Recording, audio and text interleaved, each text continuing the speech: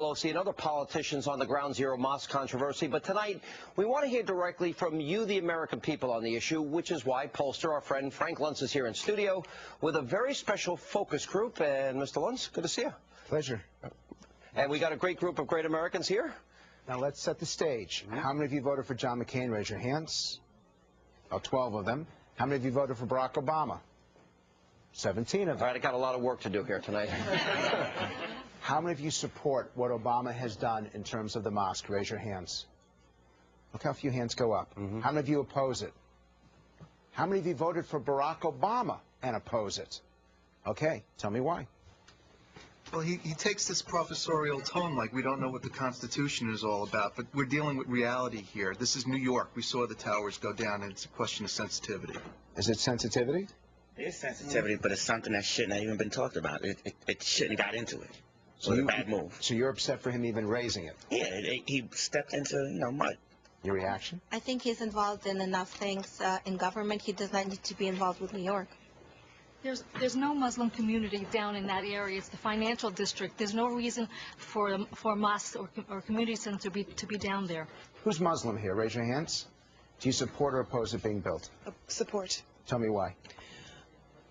Well, I feel it is a healing for the nation to come to an understanding of the practices of Islam.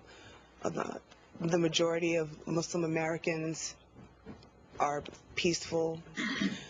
They frown upon terrorism. They are ashamed when acts of hatred are perpetrated by Muslim terrorists. Who's Jewish here?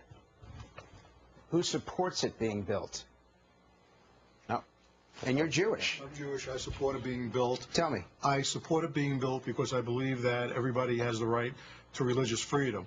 I also believe that where the money is coming from should be checked and verified, and as long as everything is done according to code, that there is no problem with it. Larry, you agree or disagree?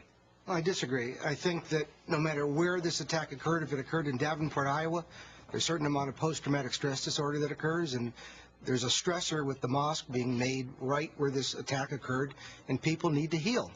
We don't need to put stressors while people heal. Okay, you're saying people healing. How many of you lost someone? You knew someone who died on 9/11. Raise your hands. Wow. How many of you lost a family member on 9/11?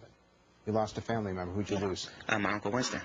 And do you see this as an issue of healing or an issue of division? I think it's an issue of division because people that may have been healing and getting over just slightly, it's going to be thrown back in their face again. Frank, she lost a love member, but you do support. Who did you lose in that? I lost a cousin.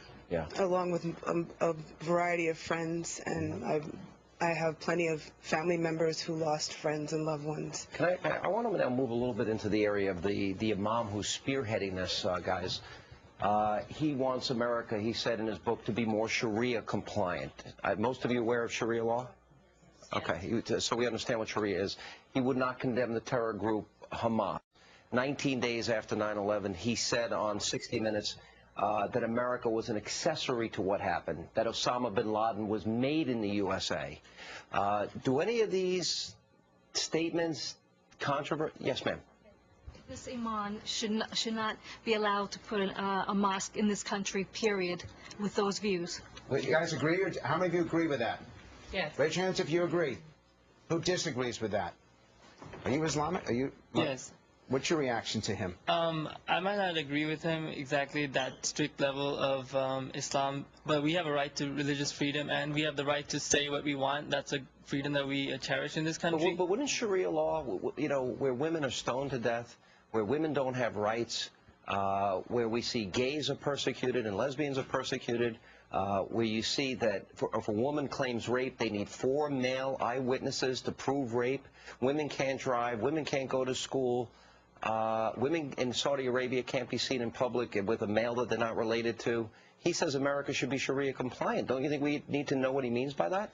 I mean, also the Ku Klux Klan also has their own Would you want the Ku Klux Klan to build a mosque there? We can't build a temple or anything, whatever they want? But we can't tell them not to build on a private property.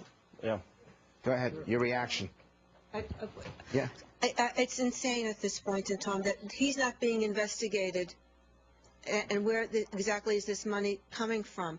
But however, Ms. Pelosi wants to investigate the people who are opposed to this money. That's a new development. Yeah. Go ahead.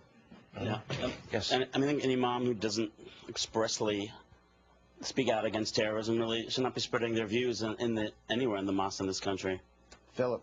Sean, Frank, the question is, what do you do with the mosque that already exists there for the past 20 years? They get grandfathered in. There is a mosque there that's 2 blocks away on Warren Street, Ground Zero. Well, the thing I want to have resolved is, number one, where's the funding come? That's very disconcerting to me, number one. And I also think we need to vet out who this imam is, what his views are. Is this put up as some sort of symbol of triumph over the United States and the Western world? And I think we need to know, if he's not willing to condemn a group like Hamas that has in their charter that the calling for the destruction of the state of Israel, I'm concerned about his ties. And I think we have every right to get to the bottom of it in light of what happened at Ground Zero. Yeah, Tracy. I think regardless of where the funding's coming from, there'll still be people opposed to it, regardless. You might be, but should we also find out, just for the benefit, should he, for example, if Ahmadinejad, who wants to wipe Israel off the map, would that factor in if money was coming from him? Yeah, I think it would make a difference if we knew specifically, but I think regardless, even if it is legitimate money, there'll still be opposition. All right, we gotta take a break. We gotta end it right there. But and thank you all, by the way. Thank you for your very strong, smart opinions. And I have 17 of you I have to work on. All right, we'll have more of the focus group coming up straight ahead.